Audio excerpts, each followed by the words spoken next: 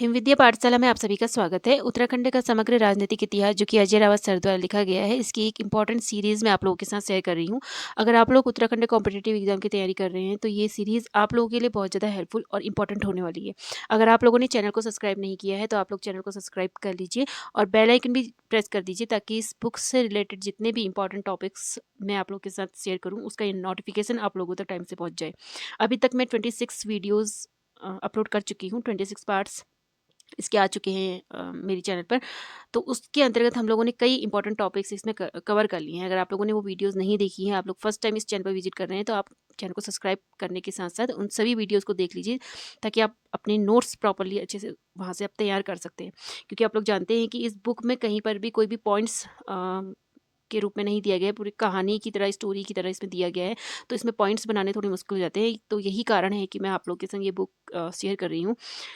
तो आप लोग उन सभी वीडियोस को देख लीजिएगा और अपने पॉइंट्स बना लीजिएगा। अभी तक इस वक्त हमारा चल रहा है कुमाऊं का चंद राजवंश, ठीक है। तो कुमाऊं के चंद राजवंश में हम लोग अभी तक पढ़ चुके हैं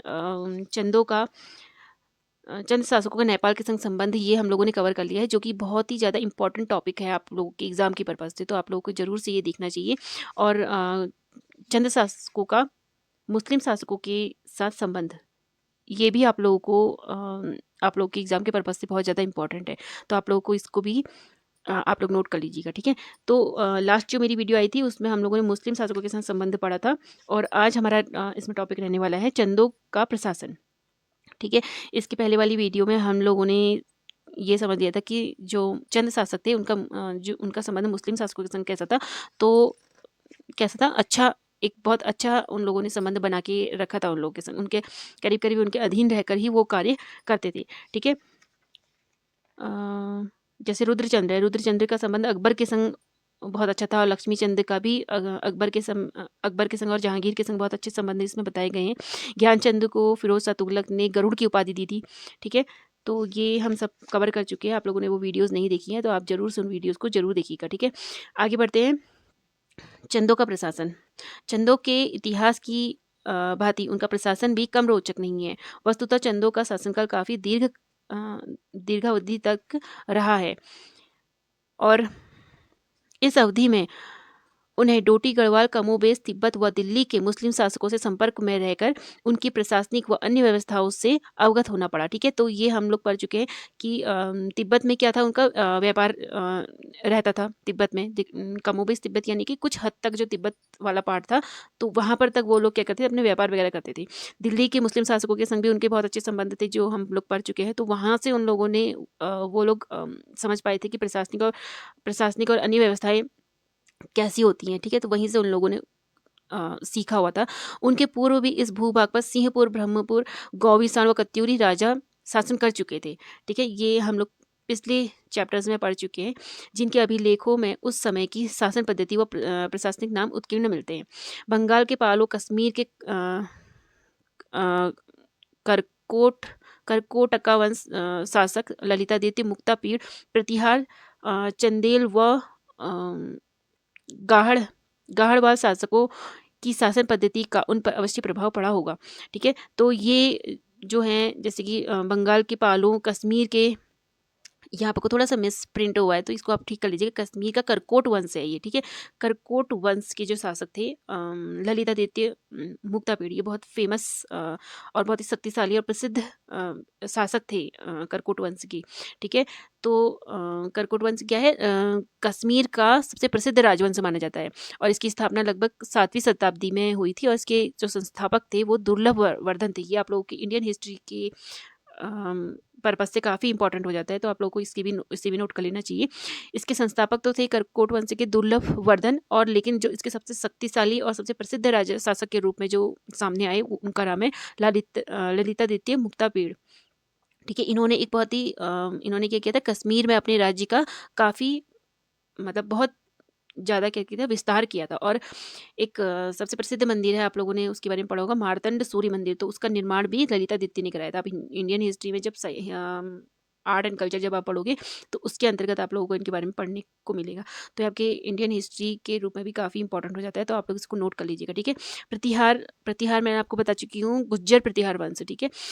ये राजस्थान और कन्नौज के आसपास के क्षेत्र में है और इसके संस्थापक है नागभट्ट प्रथम। और इनकी राजधानी है कन्नौज और इसके सबसे प्रसिद्ध राजा शासक के रूप में जाने जाते हैं मिहिर भोज। ठीक है। चंदेल जो है बुंदेलखंड राजधानी बुंदेलखंड के आसपास है इनका क्षेत्र और राजधानी इनकी खजुराहो। खजुराहो के जो सबसे प्रसिद्ध मंदिर है वो उनका निर्माण इन्होंने ही करवाया चंदेलों ने। और गाहड़वाल कौन है? गाहड़वाल शासक हैं, ये गाहड़वाल वंश के हैं जिनका क्षेत्र है कन्नौज और वाराणसी और इनके संस्थापक है चंद्रदेव। ठीक है। तो इस वंश के जो सबसे प्रसिद्ध शासक के रूप में जाने जाते हैं वो हैं जयचंद। ठीक है। तो इनके बारे में आप लोगों को पता होना चाहिए। गाहड़ वंश के जयचंद कौन से वंश के हैं? गाहड़ वंश के। इंडियन हिस्ट्री के लिए आपके लिए इंपॉर्टेंट है, इसलिए मैं आपको थोड़ा सा डिटेल में बता रही हूँ इसको। तो जयचंद का युद्ध मोहम्मद गौरी से हुआ था और उस युद्ध को चंदावर युद्ध के नाम से जाना जाता है। ठीक है। तो आप ये लोग इसे नोट कर लीजिएगा। ठीक है। अभी हम वापस अपने टॉपिक में आते हैं। तो चंदों के बारे में अभी दिया गया चंदों के प्रशासन में कि बंगाल के पालो, कश्मीर व करकोट वंश के शासक ललितादित्य, मुक्तापीड़, प्रतिहार, चंदेल व गाहड़वाल शासकों की शासन पद्धति का भी उन पर क्या पड़ा था? प्रभाव पड़ा था। ठीक है। उनके प्रशासनिक नाम मुख्यतः दिल्ली के मुस्लिम शासकों द्वारा प्रचलित नामों की नकल है। यही नहीं, डोटी, नेपाल व प्रचलित प्रशासनिक नाम भी चंदों के ताम्रपत्रों में उत्कीर्ण मिलते हैं। ठीक है। आगे बढ़ते हैं। चंद राजाओं ने उस युग में प्रचलित समस्त उपाधियां धारण की थी। प्रतीत होता है कि उस युग में रजवाड़, सामंत राजा, सार्वभौम व अधिपति राजा प्रायः एक ही उपाधि विरुद्ध धारण करते थे। यानी कि क्या होता था उनको जो मतलब विरुद्ध यानी कि उपाधि ही होता है। ठीक है। जहाँ कत्यूरी वंश राजकुमारों की उपाधि रजवाड़ थी। ठीक है। रजवाड़ क्या होता है? मतलब राजा को जो उपाधि दी जाती है ना उसे रजवाड़ कहा जाता है। तो राजा बोलेंगे या रजवाड़ बोलेंगे, तो ये एक उपाधि होती है। वही चंदों के राजकुमार अपने नाम से पूर्व महाराज कुमार, कुंवर व गोसाई लगाते थे। महाराज कुमार नाम के पहले लगता था। ठीक है। महाराज कुमार नाम के पहले लगता था और किनके साथ? जो कुमार होते थे, राजकुमार जो होते थे उनके नाम के आगे लगता था। जबकि कुंवर व गोसाई नाम के अंत में प्रयुक्त होते थे। इनमें महाराज कुमार व गोसाई प्रायः युवराजों के लिए प्रयुक्त उपाधि होती थी। अपवाद स्वरूप भारती चंद्र की जाख बड़ालू पिथौरागढ़ ताम्रपत्र में पर्वत चंद के नाम के पूर्व कुंवर लिखा गया है और रतन चंद के नाम के अंत में कुंवर मिलता है। तो इससे यह निष्कर्ष निकलता है कि भारती चंद्र का बड़ा पुत्र पर्वत चंद्र, ठीक है, भारती चंद्र का पुत्र है पर्वत चंद्र और रतन चंद्र जो है भारती चंद्र के पुत्र हैं। ठीक है। ये आप लोग ध्यान में रखिएगा। तो भारती चंद्र के पुत्रों के नाम भी आप लोग एक पॉइंट बना के लिख लीजिएगा। ठीक है। भारती चंद्र का जो बड़ा पुत्र था पर्वत चंद्र और रतन चंद्र छोटा, क्योंकि छोटे राजकुमारों को भी कुंवर और गोसाई कहा जाता था। राजा की उपाधि श्री राजाधिराज, श्री जो राजाओं की उपाधि होती थी, कुंवरों की उपाधि क्या होती थी? कुंवर और या फिर क्या पढ़ा था हम लोगों ने? कुंवर और गोसाई होती थी। ठीक है। या फिर महाराजकुमार होती थी। और राजाओं की उपाधि श्री राजाधिराज, राजाधिराज महाराज श्री ज्ञानचंद। ठीक है। किस तरीके से बोलेंगे? राजाधिराज महाराज श्री ज्ञानचंद। इस तरीके से पूरा नाम ऐसे संबोधित किया जाता था। राजाधिराज महाराज श्री ज्ञानचंद, श्री राजा जगत चंद्र देव, श्री राजा ज्ञानचंद जी, श्री महाराजाधिराज श्री राजा लक्ष्मण चंद देव, महाराजाधिराज श्री राजा बाज बहादुर चंद देव, महाराजाधिराज श्री राजा कल्याण चंद्र। तो इतने बड़े बड़े नाम ताम्रपत्र में देखने को मिलते थे। ठीक है। बहादुर देव आदि आदि होते थे। ठीक है। जहाँ तक चंद नरेशों द्वारा उनके ताम्र शासनादेशों में प्रयुक्त की गई भाषा का प्रश्न है, वह नेपाली मिश्रित कुमाऊनी थी। ठीक है। कुमाऊनी और नेपाली मिश्रित जो भाषा वहाँ पे क्या हुई है, मतलब वहाँ ताम्रपत्रों में नेपाली मिश्रित कुमाऊनी भाषा का प्रयोग हुआ है। ठीक है। जिसे हम जन भाषा कह सकते हैं। इसका कारण था जनमानस को अपनी आदेशों से अवगत कराना। प्रारंभिक चंद राजाओं के ताम्रपत्रों में भूमि दान संबंधी संस्कृत श्लोकों का उल्लेख मिलता है। यथा सदत्ता परदत्ता वा यो हरेच वसुंधरम षष्ठी वर्ष सहस्राणी विष्टायाम जायते क्रमी। तो इस तरीके के ताम्रपत्रों में संस्कृत भाषा का प्रयोग किया गया है। ठीक है। चंदों के ताम्रपत्रों में कत्यूरी राजाओं के ताम्रपत्रों की भांति राजवंशावली नहीं मिलती है। केवल जगत चंद के बरम ताम्रपत्र में उसके पिता का नाम श्री राजा ज्ञान चंद्र देव जू मिलता है। ठीक है। आगे बढ़ते हैं। जो ताम्रपत्र के सबसे ऊपर दाईं ओर उत्कीर्ण है। कृष्ण शुभ शब्द के बाद सही और कटार की मूठ का राज ही उत्कीर्ण उत्कीर्ण रहता है। इससे अनुमान लगता है कि ताम्रपत्र की वैधता को प्रमाणित करने के लिए हस्ताक्षर के स्थान पर कटार की मूठ उत्कीर्ण कराने की प्रथा चंदों की देन है। यानी कि हस्ताक्षर करने के बजाय क्या होता था, उसमें कटार की मूठ यानी कि जो कटार का जो हत्था होता था उसको उत्कीर्ण कराते थे। ठीक है, तो ये चंदों की एक प्रथा थी। ठीक है, आगे बढ़ते हैं। ताम्रपत्रों में उत्कीर्णकों को कहीं सुधार तो कहीं सुनार कहा गया। उत्कीर्णकों यानी कि जो क्या करते थे, ताम्रपत्रों में उत्कीर्ण करके जो लिखते थे, यानी कि जो ताम्रपत्रों में लिखते थे उनको कहीं पर को सुधार कहा गया है तो कहीं पर को सुनार कहा गया है। ठीक है, इसमें सुधार या सुतार सूत्रधार, ओण या राजमिस्त्री या लोहार, ठीक है, या अभ्रंश रूप है का अभ्रंश रूप है। और सुनार स्वर्णकार के लिए प्रयुक्त होता है। ताम्रपत्रों के लेखक अधिकतर जोशी होते थे। जो भी ताम्रपत्र पे लिखते थे वो लोग क्या होते थे, जोशी होते थे, जिन्हें प्रायः जो ईसी लिखा जाता था। ठीक है, जो ईसी लिखा जाता, जो ईसी यानी कि जोशी, जो ताम्रपत्र पे लिखने का कार्य करते थे। भारती चंद्र के लोहाघाट ताम्रपत्र में लिखित विप्रदास पंडितेन उत्कीर्ण है। विप्रदास पंडितेन जो भारती चंद्र का जो लोहाघाट से ताम्रपत्र प्राप्त हुआ है, तो उसमें जो जैसे ताम्रपत्र में कुछ लिखा, किसी ने कुछ लिखा, तो वो अपना लास्ट में या कहीं किसी कॉर्नर पे अपना नाम भी लिखेगा कि किसके द्वारा लिखा गया है। तो इसमें जो भारती चंद्र का लोहाघाट से जो ताम्रपत्र प्राप्त हुआ है वो क्या है, उसमें क्या लिखा है, विप्रदास पंडितेन, यानी कि विप्रदास पंडित द्वारा लिखित। ठीक है, तो शक्ति बम के वास्ते अप्रकाशित ताम्रपत्र में लिखित मति देव मधुकरेण। ठीक है, तो इसमें जो शक्ति बम वाला जो ताम्रपत्र था उसमें क्या लिखा है, लिखित मति, यानी कि इसका मतलब भी यह है कि ये किसके द्वारा लिखा गया है, यह देवज्ञ, यानी कि देवज्ञ कैसे कहा जाता है, किसी ज्योतिषी या विद्वान के लिए प्रयुक्त होता है ये शब्द। ठीक है, देवज्ञ किसके द्वारा लिखा गया है, कि मधुकर द्वारा लिखा गया है। ठीक है, मधुकरेण यानी कि मधुकर के द्वारा लिखा गया है इसी। यहाँ पर देवज्ञ ज्योतिषी के लिए प्रयुक्त हुआ है, जो ज्योतिषी अथवा जोशी के लिए ही प्रयुक्त माना जाता है। भारती चंद्र के खेती खान ताम्रपत्र में लेखक को विप्र पुरोहित तथा एक अन्य ताम्रपत्र में विप्रदास पंडित व उत्कीर्णक को जैतु साहू कहा गया है। ठीक है, ज्ञानचंद के गोबासा ताम्रपत्र में लेखक के लिए लिखित इदम पद्याकरण नाम का प्रयोग हुआ है। ज्ञानचंद के जो ताम्रपत्र मिले हैं उसमें किसका नाम लिखा गया है, लिखित इदम पद्याकरण, यानी कि पद्य के द्वारा लिखा गया है। ठीक है, इसको आगे बढ़ते हैं। चंदों का राज्य प्रारंभ में केवल काली नदी की निचली उपत्यका तक ही सीमित था। उपत्यका क्या होती है, मैं आपको पहले बताया था। उपत्यका का मतलब होता है घाटी, यानी कि निचली मतलब पहाड़ों या ऊंचे जो क्षेत्र होते हैं उनके बीच में जो स्थित क्षेत्र होता है उसको घाटी कहा जाता है। ठीक है, उपत्यका कहा जाता है उसको। उपत्यका यानी कि घाटी, जो पहाड़ों के बीच में जो एक भूमि होती है, जहाँ पर को नदी के किनारे से जो नदी के आसपास जो क्षेत्र होता है, चारों तरफ पहाड़ियों से घिरा हुआ, उसको घाटी कहा जाता है। ठीक है, तो उसके लिए उपत्यका का प्रयोग किया गया। निचली उपत्यका तक ही सीमित था, किंतु बाद में उनके राज्य विस्तार के फलस्वरूप तराई भाबर माल का संपूर्ण क्षेत्र, सोर, सीरा, दारमा, जोहार, व्यास, चौदास, गंगोली, मड़कोट व अल्मोड़ा जनपद का समूचा पश्चिम भाग उसमें शामिल हो गया। ठीक है, ये सब कहाँ पर के हैं, ये सब पिथौरागढ़ से की सीमा पर स्थित क्षेत्र हैं। ठीक है, अल्मोड़ा जनपद का समूचा पश्चिमी भाग उसमें शामिल हो गए। यहाँ तक कि डोटी की राजधानी अजमेर व जुराइल दिवाइल कोट तक भी उन्होंने अपनी विजय पताका फहराई थी। किन्होंने, चंदों ने। चंदों की प्रारंभिक राजधानी चंपावत थी, जो काली और चंपावती नदी के तट पर थी। बाद में अल्मोड़ा चली गई और जहाँ कोसी नदी बहती थी। ठीक है, बाद में कहाँ चली गई, चंपावत से अल्मोड़ा चली गई जहाँ पे कोसी नदी बहती थी।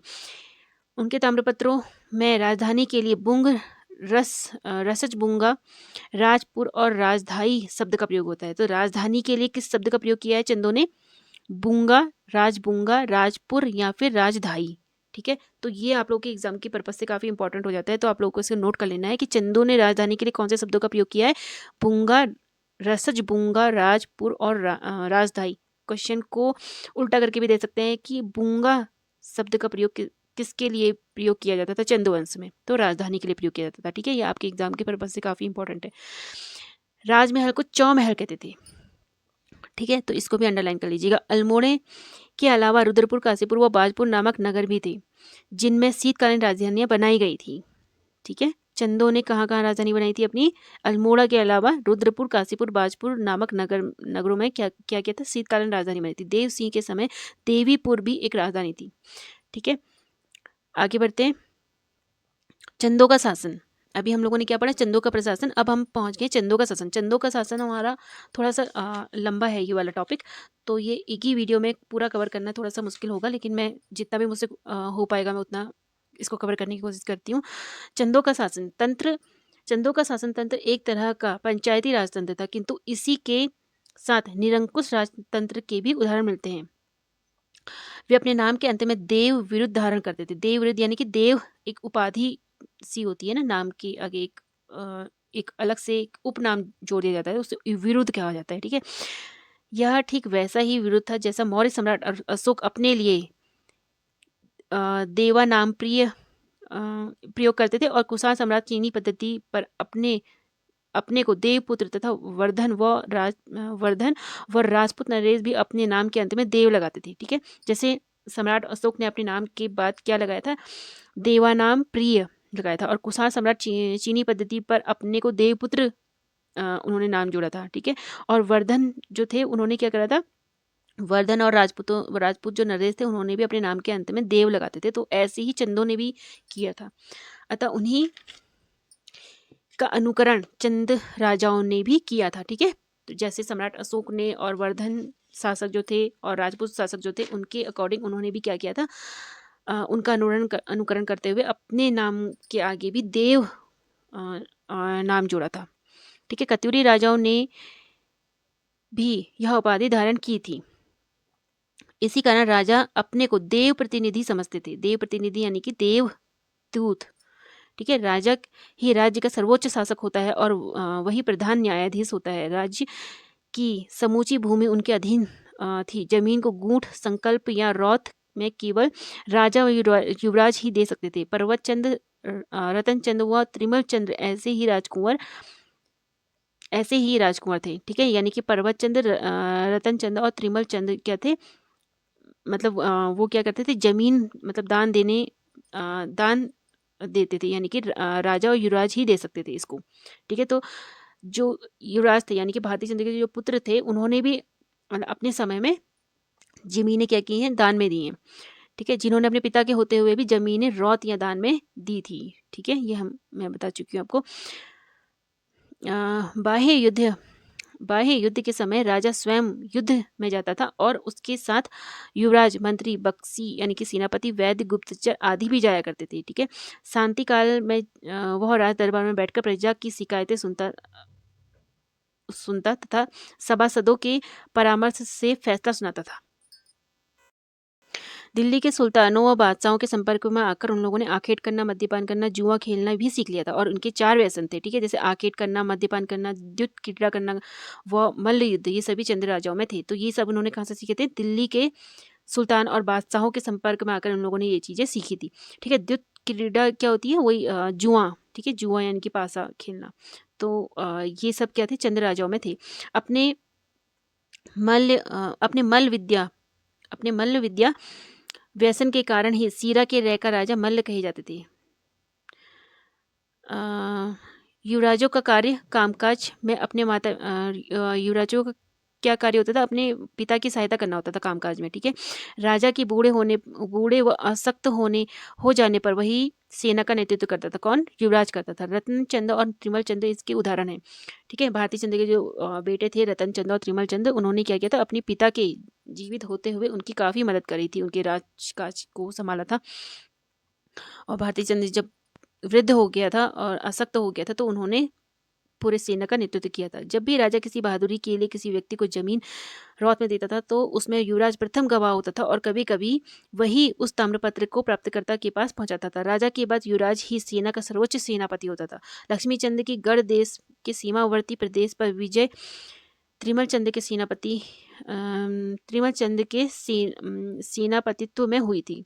ठीक है, जब उसने गढ़ देश के सीमावर्ती पर विजय प्राप्त करी थी लक्ष्मी चंद ने, तो त्रिमल चंद क्या था, त्रिमल चंद के उस समय सेनापति था और तब उन्होंने वहाँ पे विजय प्राप्त की थी। भारतीय चंद के समय जुमला, बजांग, सीरा, वथल की विजय युवराज रतन चंद्र ने की थी। राजकाज में युवराज की सहायता करने के लिए युवराज मंत्री होते थे। चंदों के दरबार में प्रायः जो अशांति छाई रहती थी, उसके जनक में ब्राह्मण मंत्री ही होते थे। आगे बढ़ते हैं। चंद्र राजाओं के समय मेहरा व फर्तियाल उनके परामर्श दाता होते थे। इनके साथ ब्राह्मण व अब्राह्मण, देव, ढैक, करायत, धोबी, टमटे, नाई आदि, जिन्हें ताम्रपत्रों में पौरी 15 विस्वा कहा जाता था। ठीक है, पौरी 15 विस्वा का मैं आप लोगों को पहले वाली वीडियो में बता चुकी हूँ। तो इसका मतलब होता है जैसे कि इसका प्रयोग उस सामान्य जनता या फिर कृषक वर्ग के लिए मिलता है जो जिनके पास सीमित भूमि होती है। यानी कि कहने का साधारण शब्दों में अगर हम इसको समझे तो समाज के सामान्य लोगों या छोटे जो भूमिधर होते थे उनको इस श्रेणी में रखा जाता था। तो उनको पौड़ी 15 विस्वा कहा जाता था। ठीक है, तो इसको आप नोट कर लीजिएगा। पौड़ी 15 विस्वा यानी कि समाज के सामान्य लोग या फिर छोटे भूमिधर, जो छोटे भूमिधर होते थे उनके जिनके पास सीमित भूमि होती थी, उनको इस श्रेणी में रखा जाता था। यानी कि पौड़ी 15 विस्वा कहा जाता था। भी राजा के ये भी क्या होते थे, राजा के परामर्शदाता होते थे। इन्हीं मेहरा व फतेयालों के दो आलों में सारा चंद दरबार निर्भर रहता था। इनके अलावा गुरु, पुरोहित, वैद्य, लेखक तथा लेखक, ताम्रकट्टक, उत्कीर्णक भी राज दरबार में सम्मान पाते थे। यानी कि जितने भी छोटे बड़े जितने भी लोग होते थे, हर छोटा छोटा जो भी काम करते थे मिलजुल कर, उन सभी को राज दरबार में सम्मान मिलता था। जब जिस दल का बहुमत होता था, उसी की इच्छा अनुरूप बख्शी या दीवान का चयन होता था। दीवान प्रायः जोशी हुआ करते थे। ठीक है, दीवान कौन होते थे, जोशी हुआ करते थे। जय कृष्ण जोशी, शिव जोशी व हरक देव जोशी उत्तरवर्ती चंद नरेशों के बड़े विख्यात दीवान थे। 1765 ईस्वी में दीपचंद के सैणमानपुर पट्टाभिलेख में शिवदेव को बक्सी कहा गया है। यहाँ से प्राप्त दीपचंद के समस्त पट्टों में मोहन चौधरी को लेखक कहा गया है। 1786 में कल्याण चंद्र के समय बली राम चौधरी लेखक था। ठीक है, और 1760 ईस्वी में विजय राम साहू भी लेखक था। ठीक है, जो ताम्रपत्र पे जो लिखते थे उनकी बात हो रही है। इनसे प्रतीत होता है कि ताम्रपत्रों के लेखक जोशियों के अलावा अन्य जाति के लोग भी लिख सकते थे। दीवान उपाधि प्रधानमंत्री के लिए प्रयुक्त होती थी। मंत्री को बक्सी वंश परंपरागत होते थे। मंत्री और बक्सी वंश परंपरागत होते थे। शिव देव के बाद हरक देव जोशी वंशानुगत दीवान बना। ठीक है, हरक देव जोशी वंशानुगत दीवान बना। दीवान के अलावा छोटे छोटे मंत्री तथा सचिव भी होते थे। इनकी संख्या अधिकतम 10 होती थी और इन्हें भूमि दी जाती थी। सचिवों में पुरोहित, गुरु पंडित यानी कि ज्योतिषी, बक्सी, भंडारी, प्रहरी, सिजियाली, राजा की निजी वस्तुओं का संरक्षक। ठीक है, उसे सिजियाली कहा जाता था। राजा की जो निजी वस्तुओं का संरक्षक होता था उसको सिजियाली कहा जाता था। चौधरी, सुदार अथवा सूत्रधार तथा बिष्ट होते थे। इसके अलावा ताम्रपत्र तैयार करने के लिए तमोट, तमटा व राजा की निजी जमीन जोतने के लिए हल वाहे भी इन्हीं के मध्य होते थे और उन्हें भी काम के बदले जमीन दी जाती थी। यानी कि नगद, मैं आपको पहले की वीडियो में भी ये बात बता चुकी हूँ कि इनको नगद कुछ भी धनराशि नहीं दी जाती थी। जमीन के टुकड़े इनको दे दिए जाते थे। छोटे छोटे जमीन के टुकड़े इनको काम के बदले दिए जाते थे। ठीक है, इसीलिए हम लोगों ने कल की वीडियो में पढ़ा था कि इसीलिए चंदों का कोई भी सिक्का हमको प्राप्त नहीं हुआ है अभी तक। गढ़वाल के 3 राजाओं के बारे में हम लोगों ने, नरेशों के बारे में हमने पढ़ा था जिन्होंने सिक्के ढाले थे। और वो भी किसके लिए, केदारनाथ मंदिर और जोशीमठ, कौन सा मंदिर है वो, बद्रीनाथ मंदिर जो प्रसिद्ध तीर्थ धाम है, तो वहाँ पर दान के लिए उन्होंने सिक्के डाले थे। तो बस इतना ही था उनका। बाकी ये लोग जमीन के द्वारा क्या करते थे, देते थे। मतलब किसी भी काम के लिए जमीन भेंट में दे दी जाती थी, दान में दे दी जाती थी। चंद्रकाल में समूचा राज्य प्रशासन मंडलों में विभक्त था। मंडल 2 प्रकार के थे। एक तो सामंतों के अधीन और दूसरा राजा राजा द्वारा शासित। मंडल प्रशासन का उल्लेख चंदों के पूर्व बमों के समय में मिलता है। चंद राजा बड़े राजनीतिज्ञ थे, अतः उन्होंने जिन जिन राज्यों पर विजय की उनके पूर्व शासकों को ही अपने अधीनस्थ सामंत के रूप में नियुक्त किया था। ठीक है, जहाँ जहाँ पर को वो लोग विजय प्राप्त करते थे तो वहाँ के जो पूर्व शासक थे उनको सामंत बना देते थे। सामंत बनाकर उनको अपने अधीन कार्य कराते थे। पृथ्वीचंद्र रजबार बालोक कल्याण चंद्र का मलकोटी सामंत था। पृथ्वीचंद्र ये गढ़वाल का नरेश था। तो जब कल्याण चंद्र ने वहाँ पे विजय प्राप्त करी थी तो उसको मलकोटी का सामंत बना दिया था। ठीक है, अपने मतलब अब वो क्या करेगा, कल्याण चंद्र के अधीन रह के काम करेगा, तो उसे सामंत कहा जाता था।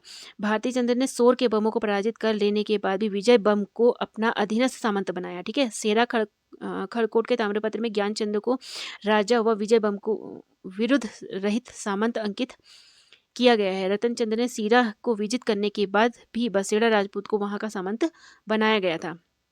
यही कार्य पाली, पछाव, चौगरखा, बारामंडल, कत्यूर घाटी व तराई के प्रांतों में भी किया गया। सामंतों व राजा व बारामंडल, कत्यूरी घाटी व तराई के प्रांतों में भी नियुक्त किया गया था। सामंत क्या होता है मैं आप लोगों को एक बार और बता देती हूँ।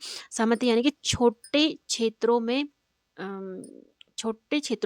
में नियुक्त किया गया एक राजा, यानी कि वो उस क्षेत्र का राजा तो होगा लेकिन वो बड़े राजा के अधीन रह के काम करेगा। ठीक है, जितना भी साल भर का वो मतलब जितने भी कर वगैरह उन लोगों ने नियुक्त किए हैं, कर लगाए हैं, उन करों को इकट्ठा करेगा और लास्ट में पूरे वर्ष का जो कर होगा, जो कर की राशि होगी या जो कुछ भी होगा वो बड़े राजा को, यानी कि कोई बड़े राजा को जिनके अधीन वो कार्य करता है तो उनको सौंप देगा। तो ये कार्य होता था सामंत का। ठीक है, तो छोटे क्षेत्र का राजा के रूप में। तो यही कार्य पाली, पछाव, चौगरखा, बारामंडल, कत्यूरी घाटी व तराई क्षेत्रों के प्रांतों में भी किया गया। सामंतों को राजा बारामंडल, कत्यूरी घाटी व तराई प्रांतों में भी नियुक्त किया गया। सामंतों को राजा या रजवार की उपाधि धारण करने की छूट थी। ठीक है, सामंतों को राजा या रजवार की उपाधि, ये मैं आपको बता चुकी हूँ। ये यानी कि छोटे क्षेत्र के राजा, यानी कि किसी बड़े राजा के अधीन रहकर ये कार्य करेंगे। ये सामंत राजा को वार्षिक कर देते थे। ठीक है, युद्ध काल में ये राजा की सैनिक सहायता करते थे। ठीक है, जब युद्ध होता था तो ये सैनिक सहायता भी करते थे ये लोग, और स्वयं भी युद्ध क्षेत्र में जाते थे। इन्हें ठक्कुर भी कहा जाता था। ठीक है, तो आज की जो वीडियो है वो यहीं पर तक रहेगी आप लोगों की। तो अभी ये टॉपिक हमारा बचा हुआ है चंदों का शासन, तो ये थोड़ा सा लंबा है, तो एक ही वीडियो में इसको पूरा कर पाना थोड़ा पॉसिबल नहीं है। तो मैं इसके आगे जो नेक्स्ट जो वीडियो आएगी तो हम इसके आगे हम इसको पूरा कवर कर लेंगे। ठीक है, तो उम्मीद करती हूँ आप लोगों को वीडियो पसंद आई होगी। वीडियो को लास्ट तक देखने के लिए आप लोगों का बहुत बहुत धन्यवाद। और वीडियो अगर पसंद आई है तो वीडियो को लाइक ज़रूर कीजिए, अपने दोस्तों के साथ शेयर ज़रूर कीजिए। और बस आज के लिए बस इतना ही। Thank you.